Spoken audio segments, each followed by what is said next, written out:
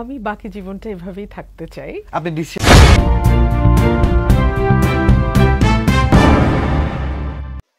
প্রিয় দর্শক, আসসালামু আলাইকুম। আপনারা যে যেখান থেকে দেখছেন প্রত্যেককে শুভেচ্ছা অভিনন্দন। দর্শক, আপনারা দেখছেন ইউটিউব চ্যানেল খবর টিভি। প্রিয় দর্শক, সাধারণত আমার এই চ্যানেলে এই ধরনের নিউজ কিংবা কোনো প্রতিবেদন দেওয়া হয় না, তবে হঠাৎ করে খুব ভালো লাগলো। কারণ হচ্ছে তিনি যে কথাগুলো বলছিলেন সেই কথাগুলো আসলে খুব আমার ব্যক্তিগতভাবে ভালো লেগেছে। সেই জন্যই আমি ভাবলাম যে এই বিষয়টি আপনাদের সাথেও শেয়ার করি। দর্শক, আমাদের তখুর রাজনীতিবিদ ব্যারিস্টার রুমিন ফারহানা, আমার জানা মতে যতগুলো বাংলাদেশে নারী নেত্রী আছে এর মধ্যে তিনি একজন উচ্চমাপের নেত্রী। তিনি তার ব্যক্তিগত জীবনের কিছু কথা বলেছেন। তিনি যে কারণে তিনি সংসার জীবন করেননি, তিনি কেন সংসার জীবন করবেন না, তিনি একাই বাকি জীবন কাটাতে চান এবং তার চাওয়া পাওয়া হচ্ছে তার এলাকার মানুষের জনসেবা এবং আদালতে তার মক্কেল যারা থাকবেন তাদেরকে আইনি সহায়তা দেওয়া। নাকি এর পিছনে অন্য কোনো কারণ রয়েছে সেটি আসলে আমরা জানি না। তবে তিনি খুব সাদা মনের মানুষ, তার প্রত্যেকটা বক্তব্য মানুষ মনোমুগ্ধকর হয়ে শুনেন। তো আসলে মূলত আজকে সেই রুমিন ফারহানার একটা ভিডিও হঠাৎ করে আমি পেলাম, তো সেই জন্য এই ভিডিওটি আমি আপনাদের সাথে শেয়ার করছি এবং খুবই ভালো লাগার মতো একটি ভিডিও। আমি বাকি জীবনটা এভাবেই থাকতে চাই। আপনি ডিসিশন নিয়ে ফেলেছেন? আমি ডিসিশন নিয়েই ফেলেছি এবং আই এম ভেরি হ্যাপি। আপনি যখন এই বক্তব্যটা দেন যে তেমন কেউ আমাকে ইমপ্রেস করতে পারেনি, এটা বলার পর কিন্তু অনেকে চেষ্টা নিয়েছিল এবং তারা বেশ কিছু কোর্স করছে। জি, কিন্তু আজকে তো আপনি হতাশ করে দিলেন যে আপনি একাই থাকতে চান। কেউ কোনো কোর্স করছে না রনি, আচ্ছা, এবং আই এম ভেরি হ্যাপি একা।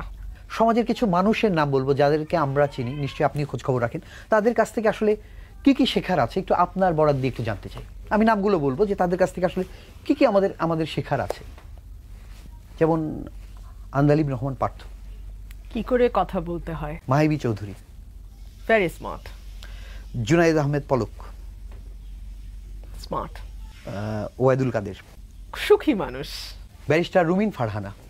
আমি খুব লক্ষ্যে অটুট থাকা মানুষ এবং সেই লক্ষ্য পূরণে আমি সর্বোচ্চ শ্রম দিতে প্রস্তুত থাকি।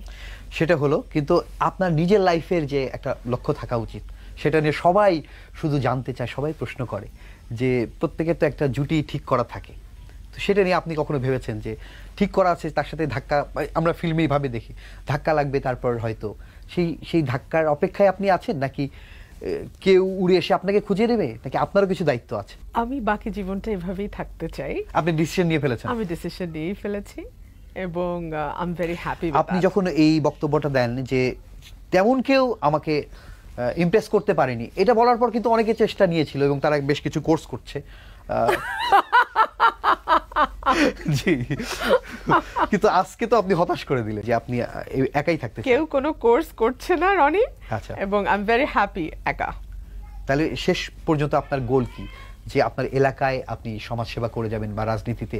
পুরো দেশকে সেবা করা আমার এলাকা থেকে শুরু, এবং আমি স্বপ্ন দেখি বড় দায়িত্বের, এবং সেই দায়িত্বটা সততার সঙ্গে, নিষ্ঠার সঙ্গে, ভালোবাসার সঙ্গে পালন করা। আচ্ছা, আপনার ধরেন ঈদে পরিবারের সাথে সময় কাটাচ্ছেন আপনার এলাকায়, তো ওখানে কিছু গরিব দুঃখী মানুষকে আপনি ধরেন কিছু একটা করবেন, তাদের ঈদ উপহার দেবেন, কিন্তু এমন সময় আপনার কাছে ফোন আসলো যে কেউ একজন আইনি জটিলতায় বিপদে পড়েছে, মার পেয়েছে, কার দিকে আপনি বেশি এগিয়ে যাবেন আগে, সবার আগে? আমি আগে আমার ওই সাহায্যটা শেষ করব, এলাকার কাজটা শেষ করব, কারণ ওখানে আমার যাওয়ার টাইম আছে। সো তারপরে আমি আমার মামলার দিকে তাকাবো। ওকে, তো আমরাও যদি কোনো আইনি জটিলতায় পড়ে যাই বা লাইফে কোনো, সবার আগে আপনাকে স্মরণ করব, ঠিক আছে? পার করে দেবেন তো ইনশাআল্লাহ। আমি আপনাকে একটা গান শোনাতে চাই। প্লিজ শোনান। আছেন আমার মুক্তার, আছেন আমার ব্যারিস্টার, শেষ বিচারের হাইকোর্টেতে তিনি আমায় করবেন পার।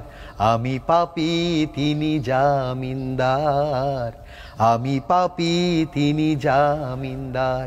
আপু, কোনো বিপদে পড়লে পার করে দেবেন ইনশাল্লাহ। আপনি ছিলেন বলে আজকের অনুষ্ঠান খুব সুন্দরভাবে পার হয়ে গেল। অনেক ধন্যবাদ আপনাকে। আপনাকে অসংখ্য ধন্যবাদ।